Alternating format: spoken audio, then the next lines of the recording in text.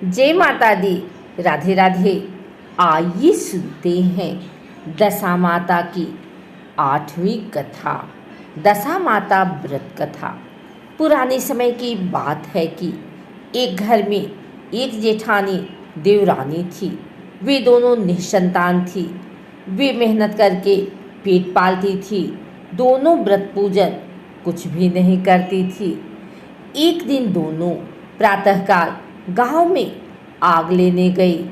उस दिन गांव में दशा माता का पूजन था, इसलिए उन्हें किसी के यहाँ से भी आग नहीं मिला।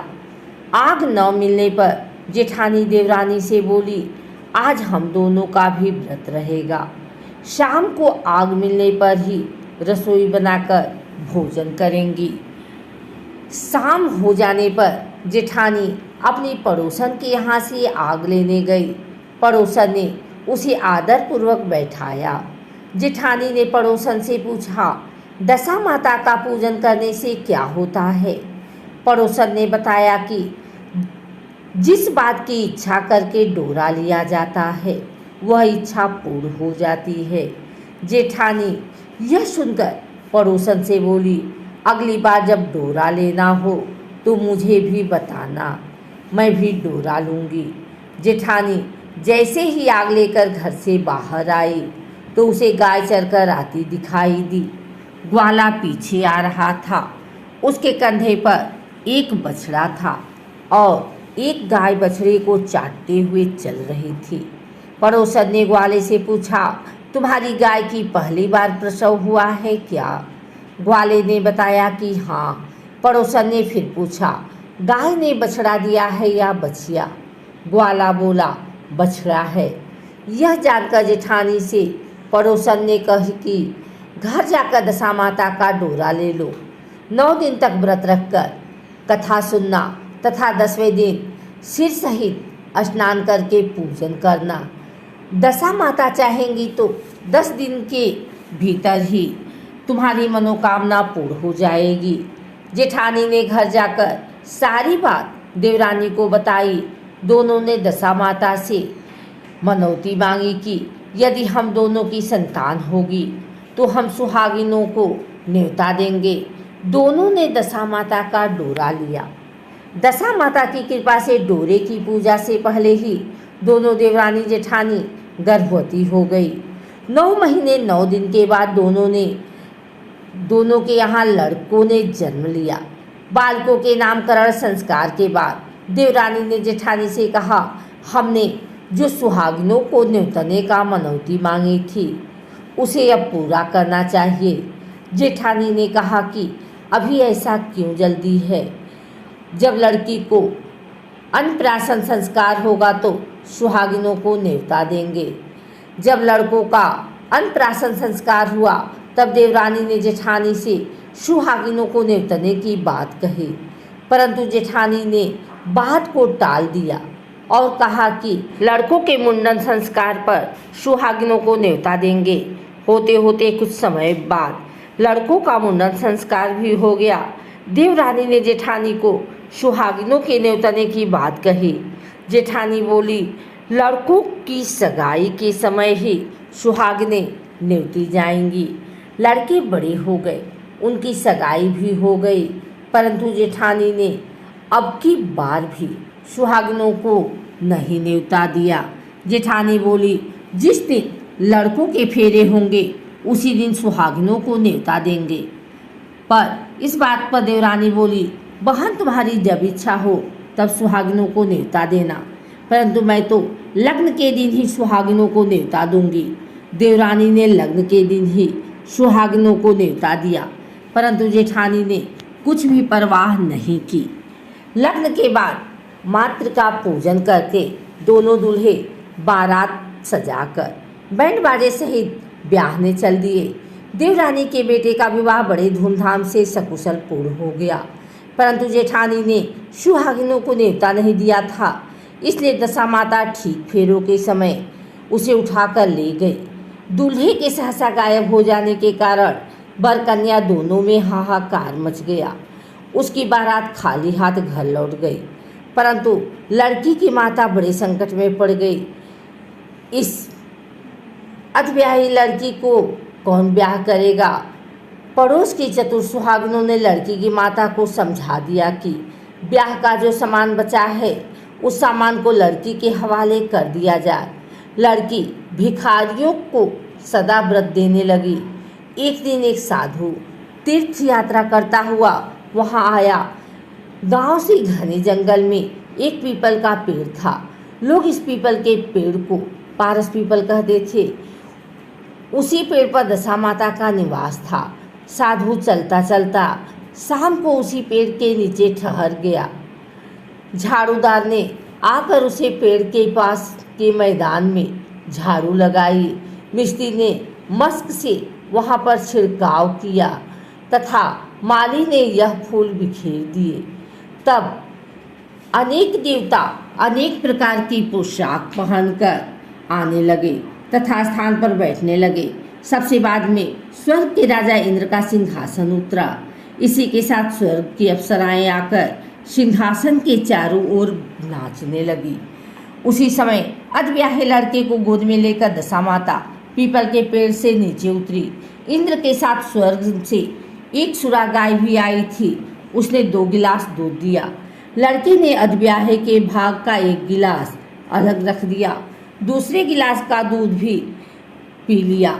जब तक अप्सराओं का नाच गाना होता रहा, दशा माता लड़के को गोद में लेकर बैठी रही। प्रातःकाल होते ही देवताओं का दरबार भंग हुआ। साधु भी वहां से चलकर गांव में आ गए।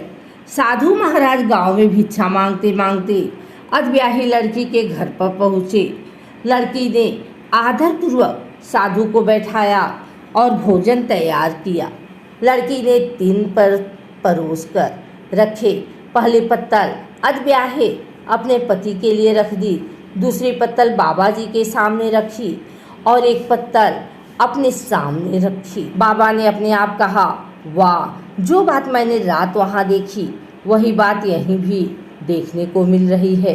लड़की ने पूछा, क्या बात है बाबा जी? साधु बाबा ने बात टालते हुए कहा, हम बैरागी लोग ऐसे अनेक बातें कहते हैं, तुम्हें ऐसी बातों से क्या मतलब?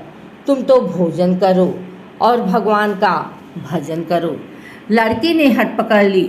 उसने कहा, जब तक आप अपनी कही बात का खुलासा नहीं करेंगे मैं भोजन नहीं करूंगी। इस पर भी साधु बाबा चुप रहे। तब लड़की बोली कि आप साधु हैं और मैं सती हूँ। आप या तो अपने कथन को स्पष्ट कीजिए कि आपने रात में क्या देखा, नहीं तो मैं आपको श्राप दे दूंगी। तब साधु बाबा ने रात को सारा किस्सा कह सुनाया। यह सुनकर लड़की ने बाबा के साथ पीपल के पेड़ के पास जाने का निश्चय कर लिया। साधु बाबा आगे आगे चले और लड़की उनके पीछे पीछे चलती रही। साधु बाबा लड़की के पास पीपल के पास छोड़कर चले गए।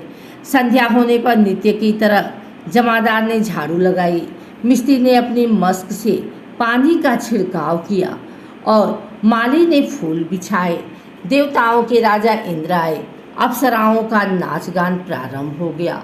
उसी समय दशा माता पीपल के पेड़ पर से उतरकर दरबार में बैठ गई। लड़की ने सुरा गाय का दूध लिया और 1 गिलास अधब्याही लड़की के लिए रख दिया। जैसे ही लड़के ने दूध का गिलास मुंह पर लगाया, त्यों ही लड़की दूसरा गिलास हाथ में लेकर वर के सामने आ गई। वह बोली, अपना भाग लेने के लिए मैं उपस्थित हूँ। मेरे लिए क्या आज्ञा है? मैं सेवा करने के लिए तैयार हूँ। तब लड़का बोला, मैं इस तरह से तुमसे नहीं मिल सकता। मैं दशा माता की सेवा में रहता हूँ। मुझे अभी दरबार में जाकर दशा माता की गोद में बैठना होगा। यदि तुम्हें मुझसे प्यार है तो दशा माता को प्रसन्न करके उनसे मुझे अपने लिए मांग सकती हो, तब मैं तुम्हारा हो सकता हूँ। लड़का दूध पीकर दशा माता की गोद में जाकर बैठ गया। लड़की अप्सराओं के साथ नाच गान करने लगी।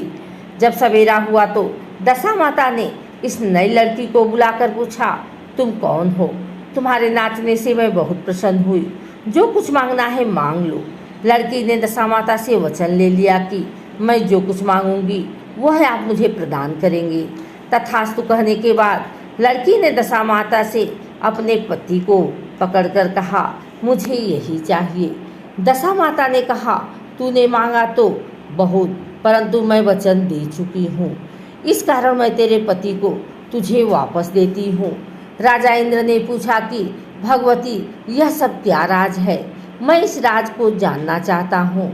तब दशा माता ने बताया कि यह लड़का मेरे वरदान से ही प्राप्त हुआ था और इनकी माता ने मनौती मांग रखी थी कि लड़का पैदा होने पर सुहागिनों को न्योता दूंगी, परंतु उसने अभी तक अपना वचन पूरा नहीं किया। इस कारण मैं इस लड़के को विवाह मंडप से उठा लाई थी। इस लड़की की अविवाही पत्नी है और पतिव्रता है। पतिव्रता होने के कारण यह देव समाज में पहुंचकर मुझसे अपना पति मांग रही है। दशा माता के ऐसे वचन सुनकर इंद्र सहित सभी देवताओं ने वर वधू के ऊपर पुष्प की वर्षा की। तब तक साधु बाबा भी वहां पर आ गए। साधु बाबा दूल्हा और दुल्हन को साथ लेकर गांव की ओर चल पड़े। जब ये तीनों गांव के समीप पहुंचे तो गांव वालों ने दूल्हा दुल्हन को देखकर लड़की के पिता को सूचना दी थी, तुम्हारी पुत्री एवं दूल्हे के साथ आ रही है। जिस दिन से लड़की चली गई थी उसके पिता ने लोकापवाद के डर से बाहर निकलना बंद कर दिया था। गांव वालों की यह भी बात सुनकर उसने घर के किवाड़ बंद कर लिए। उसने समझा लड़की साधु बाबा के साथ आ रही होगी, इसलिए लोग मेरा उपहास कर रहे हैं। जब गांव के गणमान्य व्यक्तियों ने भी वही बात बताई, तब उसने घर के किवाड़ खोले और बाहर निकली। जब उसने सचमुच अपने द्वार पर लड़की और दामाद को खड़े देखा तो उसकी प्रसन्नता का ठिकाना नहीं रहा। लड़की के पिता ने इस खुशी के मौके पर बहुत दान पुण्य किया और फिर से विवाह की तैयारी की। लड़की अपने माता पिता से कहा, इस तरह से विवाह नहीं होगा। पहले दूल्हे की माता सुहागिनों को न्योता देकर बारात लेकर आए, तब विवाह के नेक पूरे किए जाएंगे। लड़की के पिता ने लड़के के घर पर खबर भेजी। लड़के की माँ ने पहले सुहागिनों को न्योता दिया, तब बारात चली। बड़ी धूमधाम से विवाह हुआ। वर वधू दोनों अपने घर पहुंच गए। वधू की खुशी में लड़के की माता ने दोबारा सुहागिनों को न्योता दिया। उसी समय से विवाह के दिन वर के घर पर सुहागिनों को न्योतने की प्रथा चली आ रही है। दशा माता ने जिस तरह सती की दशा बदली, वैसे वह सभी का कल्याण करें।